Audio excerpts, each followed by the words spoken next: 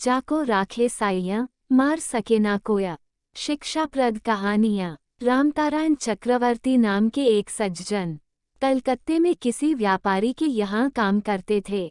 उनके घर में स्त्री और 10-12 वर्ष की एक लड़की के सिवा दूसरा कोई न था।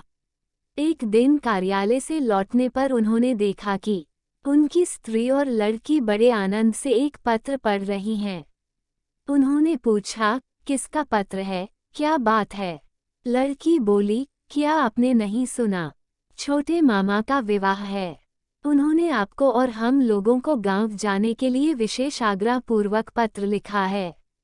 रामतारण बाबू प्रसन्न नेत्रों से अपनी स्त्री की ओर देखकर बोले, अच्छी बात है, चलो इतने दिनों बाद तुम्हारे छोटे भाई का एक व्यवस्था तो हुई, जरा पत्र तो देखूं। इतना कहकर वे पत्र पढ़ने लगे। विवाह के दिन को एक सप्ताह रह गया। रामतारण बाबू मालिक से कुछ दिनों के लिए छुट्टी लेकर गांव जाने की तैयारी करने लगे। धीरे धीरे यात्रा का दिन आ गया। विवाहोत्सव में जाने के लिए हावड़ा स्टेशन पर जाकर यथासमय ट्रेन पर सवार होकर वे गांव की ओर चले। जिस स्टेशन पर उन्हें उतरना था, वहां गाड़ी दोपहर को पहुंची।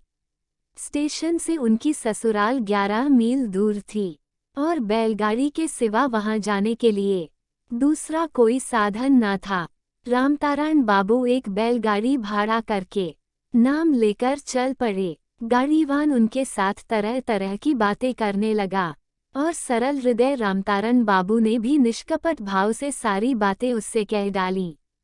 यहाँ तक कि वे विवाह में जा रहे हैं तथा साथ में गहने कपड़े तथा रुपये पैसे हैं, यह बात भी उनके मुंह से निकल गई।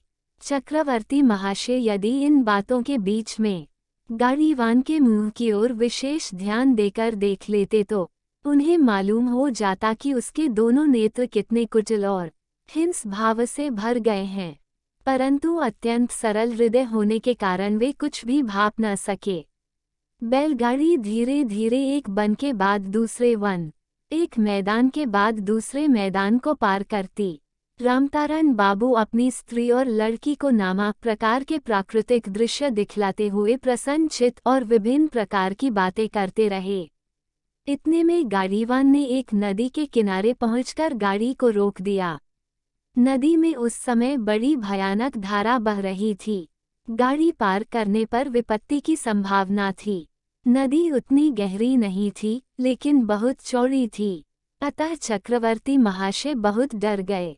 गाड़ीवान ने चक्रवर्ती महाशय की ओर देखकर कहा, बाबूजी, समीप ही हमारा परिचित गांव है, हम वहीं से किसी को बुला लाते हैं। एक और आदमी की सहायता मिलने से नदी पार होने में विशेष कष्ट न होगा। चक्रवर्ती जी उसी में राजी हो गए। तब गाड़ीवान ने उन लोगों को गाड़ी से उतरने के लिए कहकर बैलों को गाड़ी से खोल दिया। बैल छुट्टी पाकर आनंद से नदी के किनारे घास चरने लगे। लगभग आधे घंटे के बाद गाड़ीवान एक दूसरे आदमी को साथ लेकर पहुंचा। उस दूसरे आदमी को यमदूत के समान मुखाकृति तथा हिंसा भरी क्रूर दृष्टि देखकर चक्रवर्ती जी मन ही मन डरने लगे, परंतु उनके मुंह से कोई बात न निकल सकी।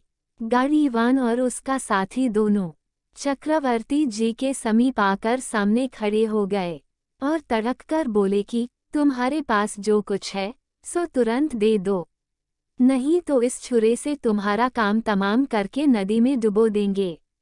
इतना कहकर दोनों ने बड़े तेज शान धराए हुए छुरे निकाल लिए। चक्रवर्ती महाशय, उनकी स्त्री और लड़की सब डर के मारे चिल्ला उठे।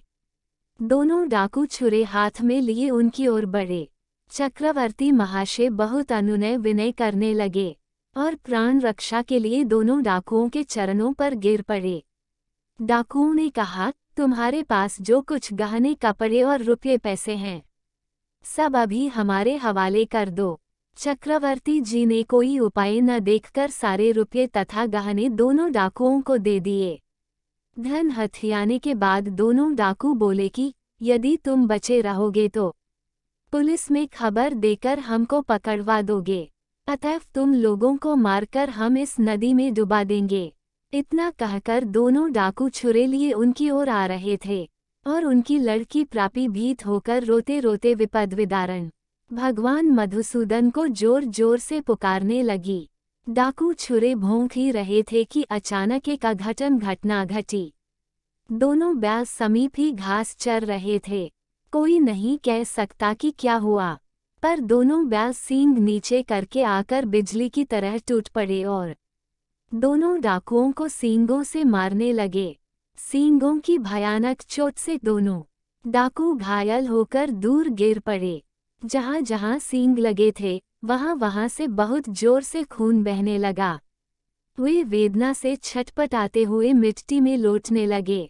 सहसा इस अद्भुत घटना को देखकर चक्रवर्ती महाशय, उनकी स्त्री और लड़की विस्मय से किंकर्तव्य विमूढ़ होकर पत्थर के समान स्तब्ध रह गए। इसी बीच उसी मार्ग से दूसरे यात्री आ निकले। उन्होंने इस भीषण दृश्य को देखकर चक्रवर्ती महाशय से पूछताछ की।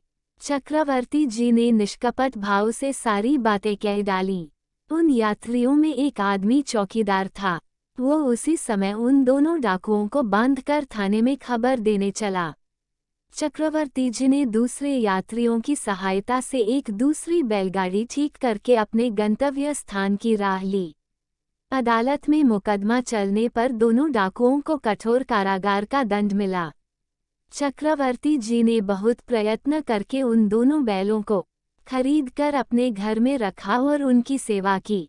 इसके बाद जब कभी भी कोई उस घटना के विषय में उनसे पूछता तो वे भक्ति से गदगद चित होकर कहते कि कौन कहता है, भगवान जीव की करुण प्रार्थना नहीं सुनते।